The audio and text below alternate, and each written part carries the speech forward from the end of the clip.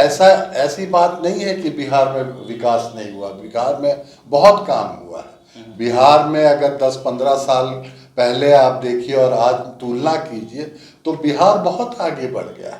पर ये जो सूचकांक बनते हैं ये रिलेटिव हैं, मतलब जो दूसरे प्रांत है वो भी आगे बढ़े हैं और जिस रफ्तार से हमको बढ़ना चाहिए था कि हम सूचकांक में और आगे बढ़ जाते, हो सकता है उतनी रफ्तार से हम नहीं बढ़े हैं। नमस्कार, आप देख रहे हैं द इंडिया टॉप। मैं हूं आदेशपुरी। जब भी केंद्र सरकार कोई रिपोर्ट जारी करती है, जैसे कि नीति आयोग का रिपोर्ट हो, स्मार्ट सिटी का रिपोर्ट हो, बिहार से एक प्रतिक्रिया आती है। प्रतिक्रिया इसलिए भी आती है कि इन रिपोर्ट में जो बिहार है वो निचले पायदान पर ही रहता है और इसके स्टैंडर्ड जो मानक होते हैं इस आयोग के, उसको लेकर प्रश्न किया जाता है। यही जानने के लिए हम आए हैं गुलरेज होदा जी के पास। आपको बता दें इनके बारे में, रिटायर्ड आईएएस अफसर हैं, 1977 बैच के आईएएस अधिकारी हैं। ये इकोनॉमिस्ट हैं। 1991 में मनमोहन सिंह जब वित्त मंत्री थे, उनके समय में ये वित्त मंत्रालय में डायरेक्टर पद पर थे। 94 में रिजाइन करते हैं अपनी नौकरी को और वर्ल्ड बैंक यूएसए में जाकर, वाशिंगटन डीसी में जाकर वहाँ अपनी सेवाएं देते हैं। और 2013 में आपको बता दें कि बिहार स्टेट प्लानिंग बोर्ड में ये मेंबर रहते हैं और उसको भी रिजाइन करने के बाद हिकमत फाउंडेशन अभी चला रहे हैं। सबसे बड़ी बात, पश्चिम चंपारण के लौरिया के रहने वाले हैं और इतने ऊंचे ओहदे तक गए हैं। इन्हीं से हम बात करेंगे इकोनॉमिस्ट के तौर पे। सर, आपका बहुत बहुत स्वागत जुड़ने के लिए। सबसे सर पहला प्रश्न है कि आखिर नीति आयोग या कोई भी केंद्रीय जो रिपोर्ट बनती है उनमें आधार किन किन चीज़ों को बनाया जाता है, मोटा मोटी में इस तरह से? मतलब बहुत बहुत शुक्रिया। पहले तो आपने मुझे आमंत्रित किया बात करने के लिए।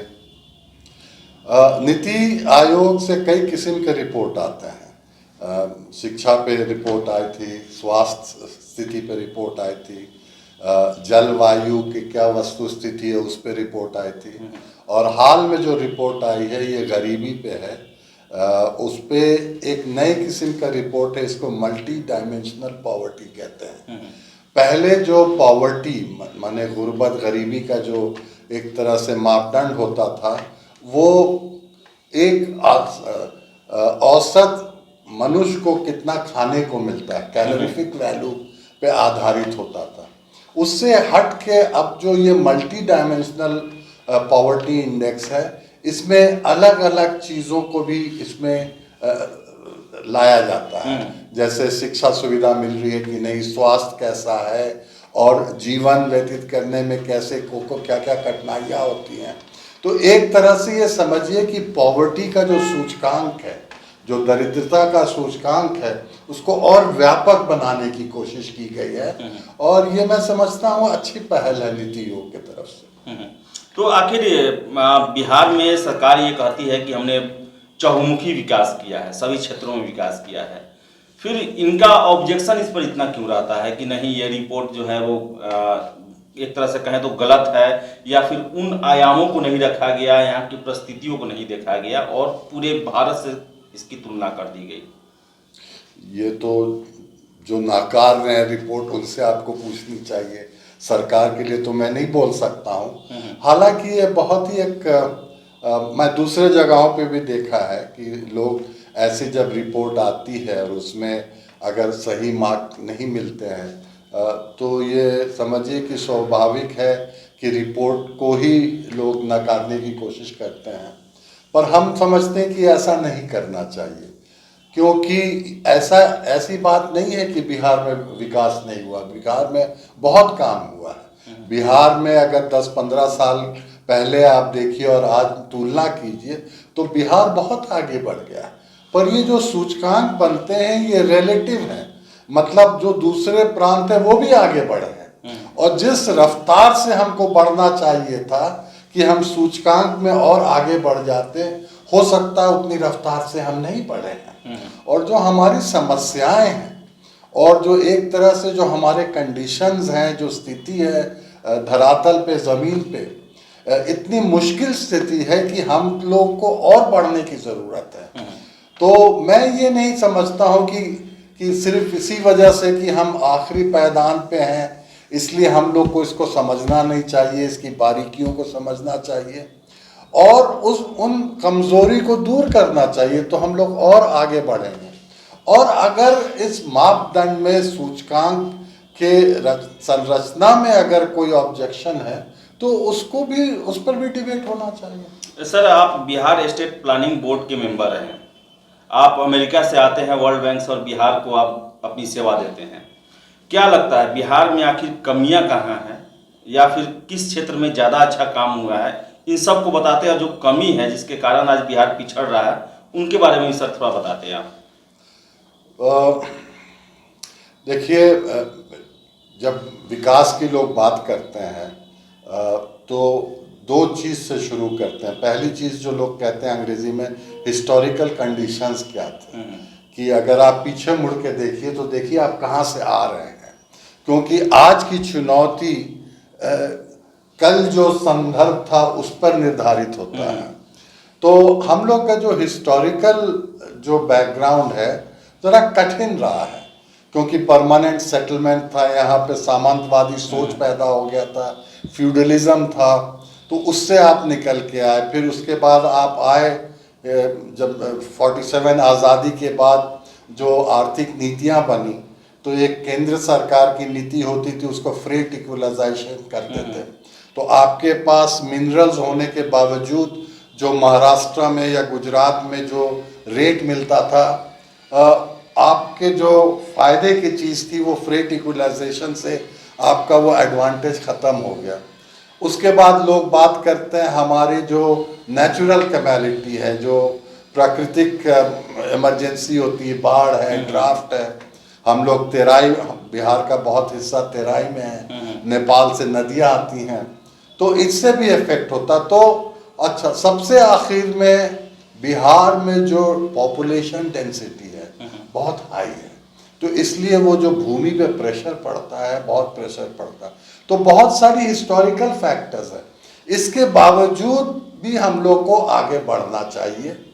और अगर आप हमसे पूछिएगा कि क्या नीति होनी चाहिए, क्या नीति होनी चाहिए, तो इसके नीति के बहुत सारे आयाम हैं, बहुत सारे डायमेंशंस हैं, पर अगर अल्प वक्त में हम लोग को देखना है गरीबी, तो दो तरफ हम लोग को ध्यान देना पड़ेगा। एक, वो क्षेत्र जिसमें सबसे ज़्यादा गरीब जहाँ रहते हैं उसकी उन्नति हम कैसे करें, उसका विकास हम कैसे करें। और दूसरा वो है कि जो डायरेक्ट पॉवर्टी पे अटैक करते हैं प्रोग्राम्स, जिसको हम कहते हैं एंटी पॉवर्टी प्रोग्राम्स, वो कितनी मजबूती से हमारे प्रांत में लागू हो रहा है, उसका आकलन करना पड़ेगा। मतलब पहले जो हमने पहली बात कही वो समझिए कि 50% से ज़्यादा हमारे लोग और ख़ास करके गरीब लोग कृषि क्षेत्र से जुड़े हुए हैं। तो अगर आपको पॉवर्टी कम करनी है तो जो एग्रीकल्चर और उनसे रिलेटेड सेक्टर्स हैं उसमें आपको जल्द से जल्द विकास लाने की ज़रूरत है। सर, ये आपने एग्रीकल्चर का बात किया, बिहार कृषि प्रधान राज्य है, लेकिन एग्रीकल्चर में ही सबसे ज़्यादा पलायन है। यहाँ पर जो खेती को जो लोग हैं वो घाटे का एक बिजनेस मानते हैं, बेकारी का काम मानते हैं। कैसे सर होगा? प्रति व्यक्ति भूमि उपलब्धता भी यहाँ पर सबसे कम है।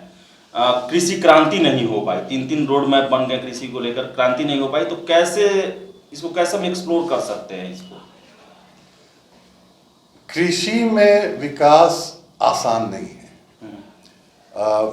इसीलिए जो अभी जो आंदोलन चल रहा है एमएसपी पे और फार्म बिल पे, आप देखते हैं उसका बैकग्राउंड मैं समझता हूँ कि जो कृषि में जो मुश्किलें हैं वही दर्शाता है। तो कृषि, ये सही है कि ज़मीन हमारे यहाँ होल्डिंग्स, छोटे छोटे होल्डिंग्स हैं, फिर भी अभी भी बहुत इसमें अवसर है। अब जैसे प्रोडक्टिविटी ले लीजिए, पर हेक्टर प्रोडक्टिविटी जो है, धान हो या गेहूं हो या गन्ना हो, इसमें अभी बहुत जगह है हम लोग को आगे बढ़ने के लिए। सिंचाई का जो काम हुआ था, जो हमारे सिंचाई के इंफ्रास्ट्रक्चर हैं, हम पूरे बिहार के बारे में तो हम नहीं बता पाएंगे, पर जो उत्तर बिहार या हमारे चंपारण क्षेत्र में है, ज़्यादातर झर्जर हालत में है, तो सिंचाई उस पे हमें ध्यान देना पड़ेगा। तीसरा है कि सिर्फ कृषि नहीं, उनसे जुड़े हुए जो पेशे होते हैं, जैसे दूध का वो है, मवेशी पालन है, मुर्गी पालन है, गोटरी पालन है, इसको और बड़े पैमाने पे हम कैसे ला सकते हैं, और इनसे जुड़े हुए जो उद्योग हैं उनको हम कैसे बढ़ा सकते हैं। तो जब हम कृषि क्षेत्र की बात करते हैं तो सिर्फ फसल की बात नहीं करते, फसल की भी बात करते हैं, पर उससे साथ और भी जो जुड़े जुड़े पेशे हैं उनको भी हम बात करते हैं। सर, ये अंतिम प्रश्न है, जो रिपोर्ट आई है नीति आयोग की, हमेशा आती है, तो आप उसको कैसे देखते हैं? वो जो स्टैंडर्ड रखेगा, जिसे बिहार सरकार नकार रही है कि ऐसा नहीं होना चाहिए, हमें दूसरे से कंपैरिजन नहीं करना चाहिए, तो क्या ये बात साबित होता है कि बिहार विकास कर रहा है, लेकिन इससे बहुत ज़्यादा तेज़ी से विकास करने वाले अन्य राज्य भी हैं? मैं तो यही कहूँगा कि बिहार ने विकास किया है, इसमें कोई दो राय नहीं हो सकती है, पर जो हमारी जो समस्याएं हैं, अगर उसको मद्देनज़र रख के करना है तो हमें और ज़्यादा मेहनत करने की ज़रूरत है। जो कृषि से जुड़े हुए क्षेत्र हैं उसमें मदद करने की ज़रूरत है। हम समझते हैं उद्योगीकरण के तरफ हम लोगों को ध्यान देना पड़ेगा, क्योंकि दरिद्रता के साथ साथ रोजगार, बेरोजगारी का भी बहुत बड़ा समस्या है। तो हमें नकारना नहीं चाहिए इस रिपोर्ट को। अगर उसमें कोई कमजोरी है तो हम उसके बारे में बहस करेंगे, हम बताएंगे उसके बारे में, पर उससे आगे बढ़ के हमें समझना चाहिए कि हम इससे क्या सीख लें, और सीख लेके हम और कैसे अपनी मेहनत दोगुना कर दें, ना तो एक राजनीतिक तू मैं में इसको हम लोग मिला के छोड़ दें। सर, ये एक और अंतिम प्रश्न, ये हमेशा ये सुशील मोदी बोले कि जैसे कि बिहार जो है, तो हर एक स्टेट का जो नीति आयोग अपना जो रिपोर्ट बनाती है, तो स्पेशलाइज्ड उसी राज्य के पिछले समय के डेवलपमेंट को देखकर बनाया जाए, हर एक राज्य के लिए ऐसा ही किया जाए, या सेंट्रलाइज ही होना चाहिए? कौन आप सही मानते हैं?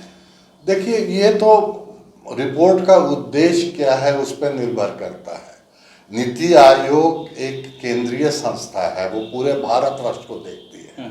अगर उसको देखना है कि गरीबी पूरे भारतवर्ष में कैसे फैली है, कहाँ कम है, कहाँ ज़्यादा है, उसी के आधार पे नीतियाँ बनानी है, तब तो एक पूरे भारतवर्ष का देगा।